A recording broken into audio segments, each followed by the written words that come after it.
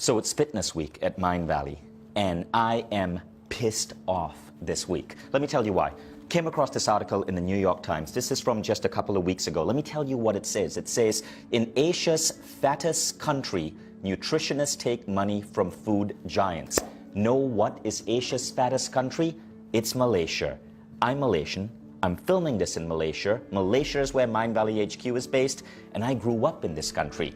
And as I read that article, I felt sick. Sick because what the New York Times exposed is how government officials in Malaysia take money from food giants like Nestle and then are swayed to take what is essentially crap and market it as healthy food.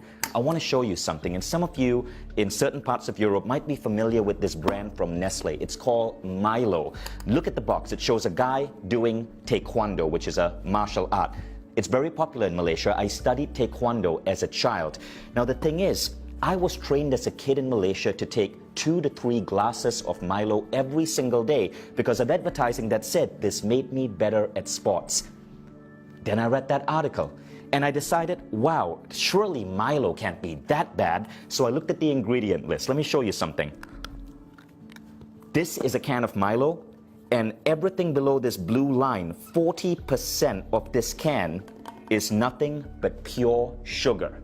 In Malaysia, this is considered healthy. I wouldn't feed Milo to my child as a recreational drink. It's 40% sugar. But the article in the New York Times talks about some even more disturbing stuff. This is Honey Stars, right?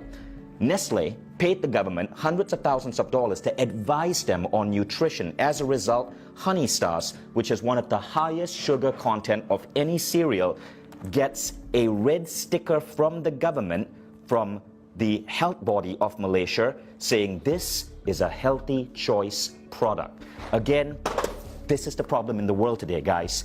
Big pharma and food companies are not incentivized to make you feel healthier. They're incentivized to keep you sick. They're incentivized to keep you pumping your body with sugar because sugar makes you hungrier, so you buy more of their poisonous shit. Now, this isn't just a unique problem to Malaysia. If you're in Europe, you may have heard the controversy with Nutella. Recently, people had to sue the Italian company Ferrero that makes Nutella because they were positioning Nutella, which is essentially palm oil and sugar with a little bit of chocolate. They were positioning it as a breakfast food that is healthy because apparently it contains a tiny percentage of milk, which we also now know is completely unnecessary to the human biology. Now, if you're American, you're not off the hook as well. I went to school in America. I was a teenager in America during my college years. And as a 19 and 20 and 21-year-old, before I would rush off to classes, I would eat something called Pop-Tarts, right? Because I watched television and I was told that Pop-Tarts was a healthy breakfast choice because apparently it contained fruit.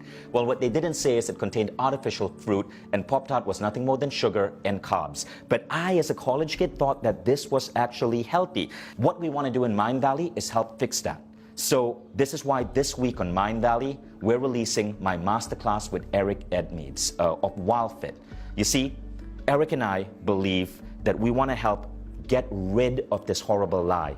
And in this masterclass, we teach you how to rewire your brain to change your relationship with food. Because get this, if you're trying to lose weight, if you're trying to have a healthy BMI, if you're trying to expand your longevity, exercise is great, but 95% of your body shape has to do with the food you eat. But we've been brainwashed and conditioned to spend money on what is essentially poison.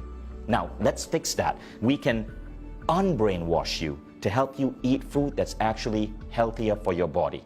And I just want to encourage you guys to check out this masterclass. As I was doing research on this week, I just kept getting increasingly disturbed by what I read. Can't wait to see you guys in the program.